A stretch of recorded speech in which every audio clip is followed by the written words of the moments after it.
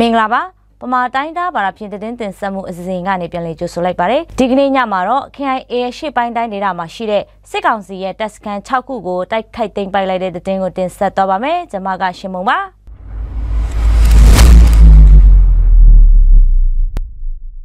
KIA ရှေ့ပိုင်းတိုင်းနေမြေကော်ရီဂရိုနေမြေမှာတပ်စခန်းချထားတဲ့စစ်ကောင်စီတပ်စခန်း6ခုကို KIA တပ်မဟာ3ပူးပေါင်းအဖွဲ့တွေက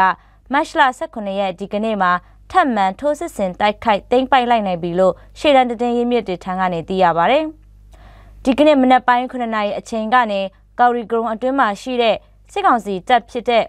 ဆန်းကောင်ပုံစန်ကလုံဂရုံမန်တာဝန်ပုံ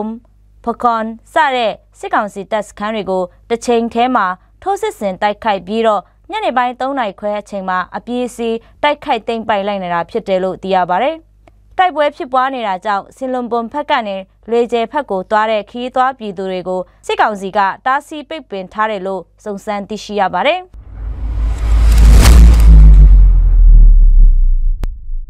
တင်းတင်ဆက်မှုပြီးဆုံးသွားပါပြီကြည့်ရှုနားဆင်ခဲ့ကြတဲ့ပရိသတ်ပေါင်းကိုစိတ်နှပြရှင်လန်းချမ်းမြေ့ကြပါစေရှင်ကျေးဇူးတင်ပါတယ်။